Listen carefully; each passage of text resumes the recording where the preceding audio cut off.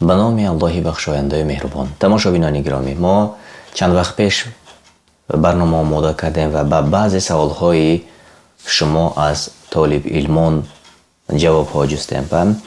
چند روز پیشتر درباره سجده کردن به یک سوال جواب گفته بودید که گفتید که اورنج ها نباید که به زمین رسد وقتی سجده کردن. و امروز از تماشابین ما از 2 نفر سوال آمده رسیده است. نوشتند که خواهش میکنیم به ما جواب گویید زنها چگونه باید سجده کنند؟ اورنج هایشان به زمین رسد یا نرسد؟ خب با همین سوال کوتاه جواب میگفتید. اصلا نماز مردها و نماز زنها یک نوع است، مگر در آن مسئله هایی که شریعت آمده زنها را از مردها جدا کرده باشد.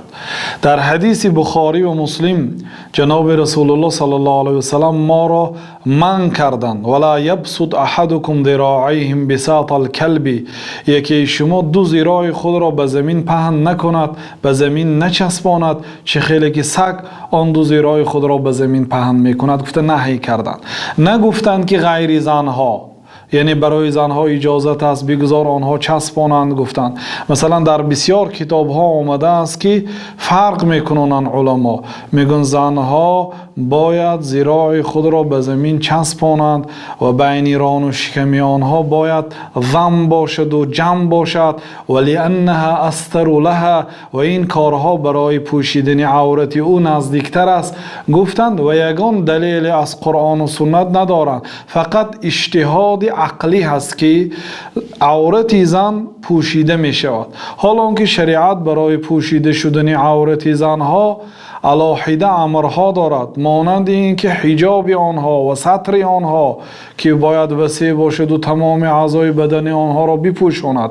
غیر از این نماز زنها بیشتر در خانه هست و پیامبر صلی الله علیه وسلم فرمودند و نماز زنها در خانه هایشان بهتر از نمازشان در مسجدشان. اگرچه در مسجد هم برای زنها نماز خواندن اجازت است. پیامبر صلی الله علیه وسلم گفتند که اگر زنهای شما اجازت رفتن به مسجد بپرسند شما آنها رو منع نکنید، اگرچه خانه هاشون برایشان بهتر باشد. و در زمان رسول الله صلی الله علیه وسلم و در زمان ما جای نماز زنها از جای نماز مردها فرق میکند. در زمان پیش زنها در صف آخر میخواندند، در زمانهای ما در تمام مسجدها بین نمازگاه زنها و مردها یا پرده از چوبین یا پرده از متا یا پرده از دیوال هست، بین مردها و زنها جدایی هست، بنابراین یگان حاجت این گونه سخنها ندارد. و اگر ضرور میشد جناب رسول الله صلی الله علیه وسلم جدا میکردن، چه خیلی که در صحیح بخاری از حدیث ابو هریره آمده است که التسبیح للرجال و التصفیق للنساء، گفتند تسبیح برای مردها هست و کفکوبی برای زنها هست. گفتند یعنی در صورت غلط کردن امام اگر مقتدی از مردها کسی خواهد که امام را اصلاح کند باید سبحان الله گوید، اگر از مردها کسی امام را آگاه نکند همه در فکر دنیا باشند، زنها اگر خواهند که امام را آگاه کنند آنها باید تصفیق کنند، یعنی کفکوبی کنند. به این واسطه امام را آگاه میکنند که امام غلط کرده است. و در اینجا پیامبر صلی الله علیه وسلم بین مردها و بین زنها جدایی انداختند، گفتند برای مردها تسبیح است و برای زنها کفکوبی است گفته.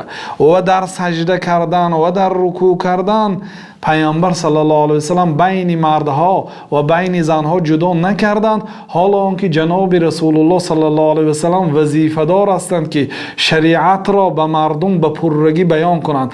در حدیث ابن صبیره رضی الله عنه آمده است که جناب رسول الله صلی الله علیه وسلم گفتند که بالغ فی الاستنشاق الا ان تکون صائما، در استنشاق مبالغه کن، یعنی وقتی که به بینی آب میگیری سخت آب کش، الا ان تکون صائما، مگر اگر روزدار باشی، در آن وقت ببینی آب را سخت نکش گفتند، چون که احتمالی به دماغ آب رفته به واسطه دماغ به حلق می رود و در نتیجه روزه انسان فاسد می شود.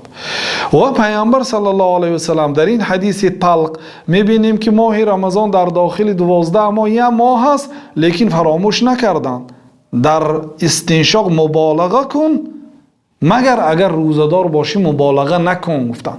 یعنی اگر نماز زنها از نماز مردها فرق میکرد، پیامبر صلی الله علیه و سلم میگفتند که شما مانند سگ‌ها ذراع‌های خود را به زمین پهن نکنید مگر برای زنها اجازت است که پهن کنند میگفتند. و حالا که در صحیح بخاری در حدیث مالک ابن حویرث آمده است که جناب رسول الله صلی الله علیه و سلم گفتند که صلوا کما رأیتمونی اصلی، شما نماز گزارید چگونه که مرا دیدید که نماز گذاشتم.